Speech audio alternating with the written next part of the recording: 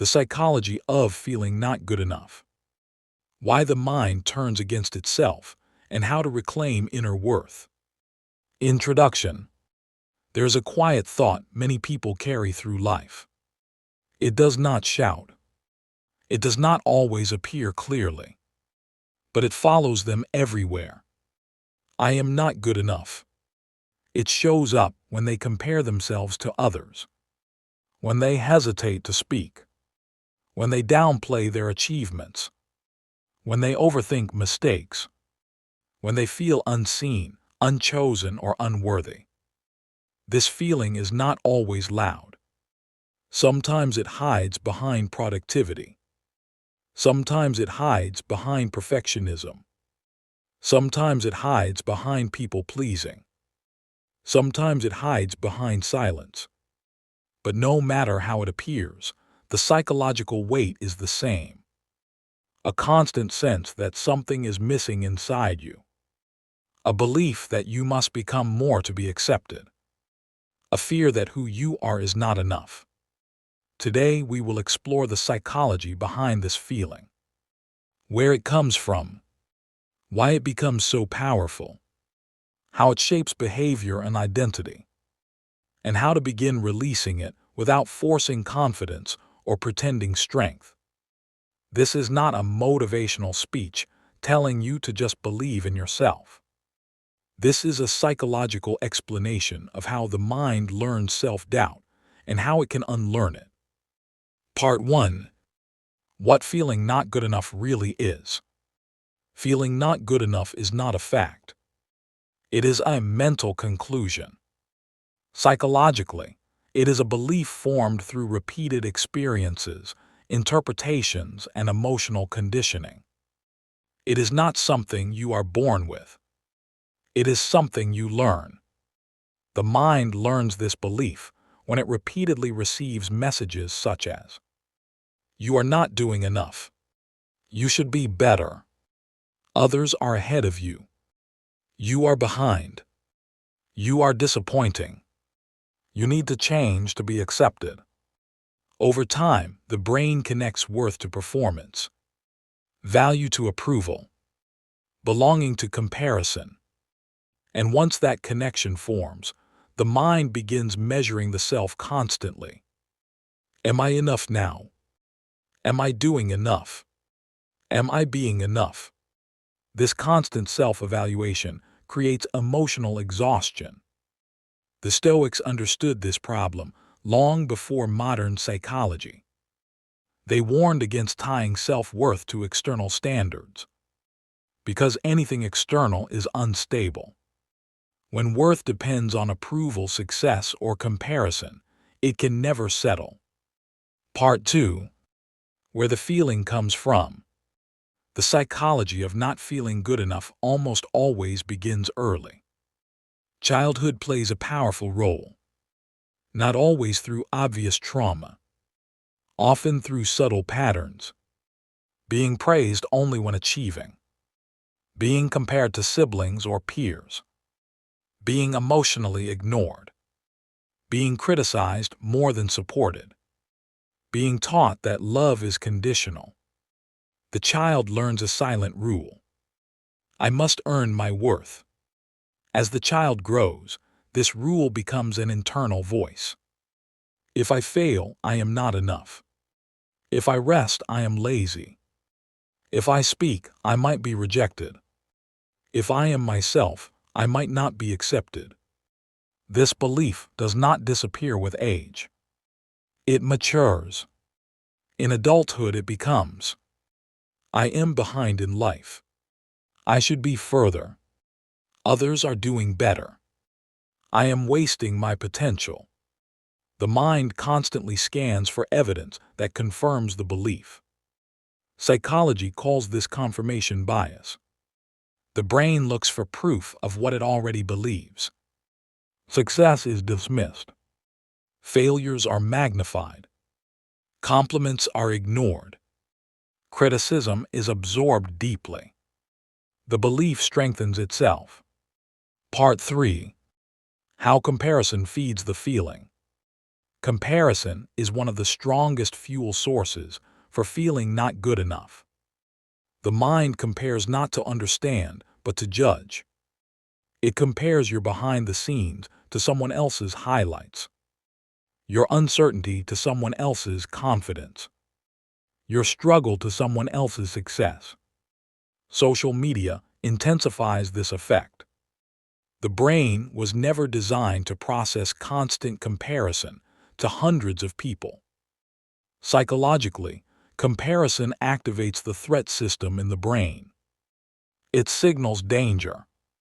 It tells the nervous system that you are falling behind the group. And the brain responds with anxiety, shame, and self-criticism. The Stoics warned about comparison because it removes agency. You lose focus on your values and begin chasing validation. When your worth depends on being better than others, peace becomes impossible. There will always be someone ahead in something. There will always be someone louder, richer, younger, faster, or more admired. Comparison traps the mind in permanent dissatisfaction. Part 4. Perfectionism and the not good enough loop. Many people who feel not good enough become perfectionists. This seems logical at first. If I become perfect, the feeling will stop. But psychologically, perfectionism does the opposite. Perfectionism raises the internal standard so high that satisfaction becomes unreachable. The mind keeps moving the goalpost. That was not good enough. You could have done better. Others would not make that mistake. The inner critic becomes relentless. Perfectionism is not a sign of high standards. It is a sign of fear. Fear of being judged. Fear of being exposed. Fear of being rejected. Fear of being seen as inadequate. The Stoics believed in excellence, not perfection. Excellence focuses on effort and virtue. Perfection focuses on outcomes and appearance. Perfectionism keeps the feeling alive because no outcome is ever enough to silence it. Part 5. The inner critic and self-talk. The voice inside your head matters. Psychologically, the inner critic is often an internalized voice from the past. A parent, a teacher, a culture, a moment of shame. Over time, the mind repeats this voice automatically. Why did you say that? You look foolish. You are not smart enough. You will never be like them. This voice feels like truth because it is familiar. But familiarity does not equal accuracy. The Stoics practiced observing thoughts rather than identifying with them. They understood that thoughts are impressions, not facts. When you believe every thought, the mind becomes a courtroom where you are always on trial. Learning to question the inner critic is a psychological turning point. Part 6. Why achievement does not fix the feeling. Many people believe success will remove the feeling of not being good enough. If I achieve more, if I earn more, if I become admired, if I reach this goal, then I will finally feel enough. But psychology shows this rarely works. Achievement brings temporary relief. Then the baseline returns. Why? Because the belief was never about ability. It was about worth. You cannot fix a worth wound with achievement. The Stoics warned against attaching identity to outcomes. They knew that external success without internal grounding leads to emptiness. When worth is conditional, no amount of success feels secure. Part 7. The emotional consequences. Living with this belief has emotional costs. Anxiety becomes common. Overthinking becomes constant. Self-doubt becomes automatic. Relationships are affected. You may seek validation. You may fear abandonment. You may tolerate disrespect. Opportunities are avoided. Not because you cannot handle them, but because you fear being exposed. Joy becomes difficult. Even happy moments feel fragile. Psychologically, the nervous system stays in a low-level stress state, always proving, always evaluating, always bracing. This is exhausting. Part 8. Stoic Wisdom on Self-Worth. Stoicism offers a powerful reframe.